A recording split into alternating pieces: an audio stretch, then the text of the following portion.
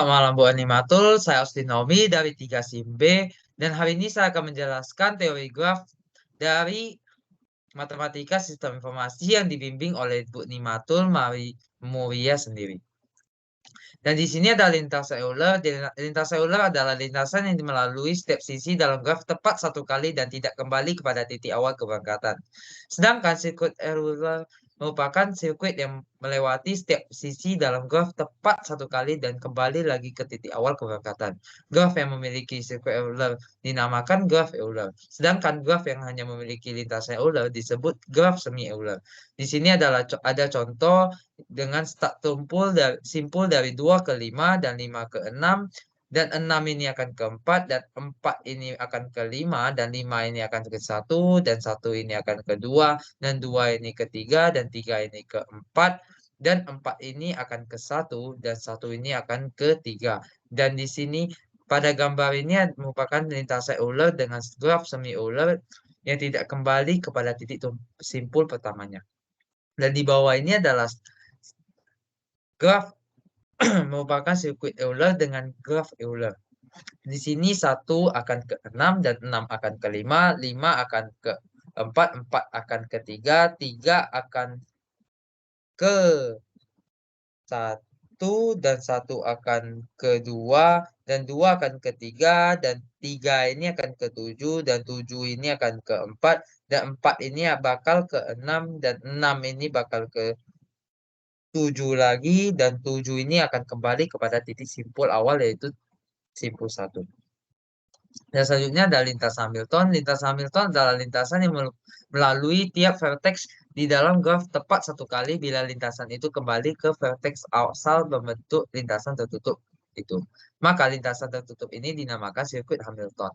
Dengan kata lain, sirkuit Hamilton adalah sirkuit yang melalui setiap vertex di dalam graf tepat satu kali. Kecuali vertex asal atau sekaligus vertex akhir yang dilalui dua kali. Graf memiliki sirkuit Hamilton yang dinamakan graf Hamilton. Sedangkan graf yang hanya memiliki lintas Hamilton disebut graf semi Hamilton. Di sini start titik simpulnya yaitu 1 dan 1 ini bakal kedua dan 2 ini akan ketiga dan 3 ini akan keempat. Dan di bawah ini adalah gambar merupakan sirkuit Hamilton dengan graf Hamilton. Di sini 1 akan kedua dan 2 ini akan ketiga dan 3 ini akan keempat dan 4 ini bakal ke 6 dan 5 bakal ke 5 dan bakal ke 1 lagi kepada titik simpul pertama. Selanjutnya ada algoritma de Dijkstra.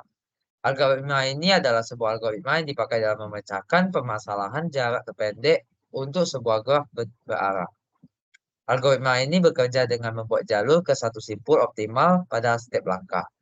Dan langkah-langkah algoritma dapat dilakukan dengan langkah-langkah berikut. Tentukan titik mana yang akan menjadi node awal, lalu beri bobot jarak pada node pertama ke node terdekat satu persatu. Dan beri nilai bobot untuk setiap titik ke titik lainnya. Lalu set nilai 0, node awal, dan nilai tak hingga terhadap node lain.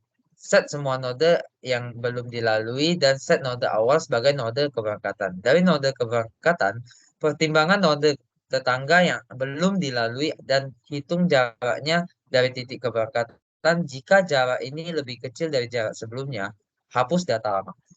Simpan ulang data jarak dengan jarak yang baru.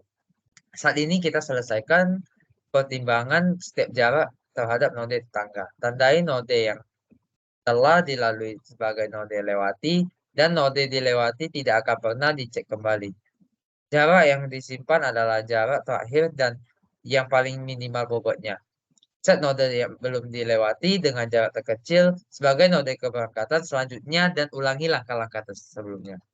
Selanjutnya adalah ada contoh lintasan terpendek dari jalur A, B, E, D ataupun A, B, C, D dengan total bobot 10. Lintasan perjalanan berikut adalah gambarnya dan ini adalah dan selanjutnya lintasan perjalanan dari tempat tinggal ke Universitas Internasional Batam yaitu UIB dengan kampus kita sendiri.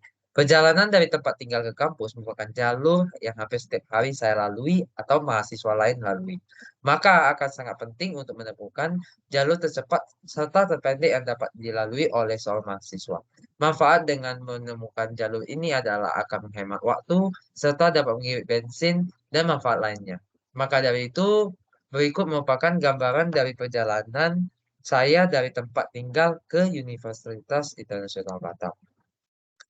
Di sini ada gambar di atas merupakan titik dari tempat tinggal ke Universitas Internasional Batam. Lintas pertama yang saya lalui adalah saya tinggal di Taman Kota Baloi dan saya bawa motor akan melewati ke simpang. Simpang tersebut akan kita lurus saja dan sampailah di Morning Bakery Morning Bakery tersebut dan di situ kita U-turn lagi, udah sampai di Windsor kita U-turn lagi dan kita lalui lagi jalan sebelumnya dan kita akan kembali ke universitas tersebut. Dan lintasan yang kedua yang saya lalui yaitu dari saya tinggal di Taman Kota, maka saya akan ke Grand Batam. Melewati Grand Batam, ada jalan pembangunan, dan sampailah di Simpang Baloi Center. Di situ saya U-turn, akan di Jalan Gajah Mada, dan kembali ke universitas. U-turn dan kembali ke universitas. Dan selanjutnya jalan ketiga yaitu jalan dari Pertamina sini atau Tanjung Uma dan jalan lurus melewati lampu merah dan Grand Mall dan jalan lagi ke Jalan Pembangunan dan Batam, Batu Selicin dan Jalan Bunga Raya 55 dan Bunga Raya dan U-turn kembali lagi ke universitas yaitu Batam Timah Indah. Sehingga dari ketiga jalur di atas kita bisa simpulkan menjadi sebuah graf yang dimana di sini dari rumah saya bisa melewati ke Jalan Ramada Indah, lalu ke Jalan Bunga Raya dengan jarak beberapa 1 kilo ke Jalan Ramada Indah dan ke Jalan Ramada Bunga Raya dengan 1,9 kilo. Dan rumah ini akan bisa kita jalan melewati jalan pembangunan, Simpang Balai Center, Jalan Bunga Raya, Jalan Gajah Mada, dan ke UIB. Di sini kita memiliki 3 opsi untuk sampai ke UIB. Nah, di sini kita akan mencari jarak terdekat untuk ke UIB tersebut. Hasil dari tabel yang udah saya kerjain ini, yang sudah saya amatin ini, maka lintasan terdekat dari tempat tinggal ke Internasional Batam yaitu jalur lintasan pertama di mana dengan 4,5 km doang. Nah, sekian dari presentasi UAS saya Austin Nobi, terima kasih.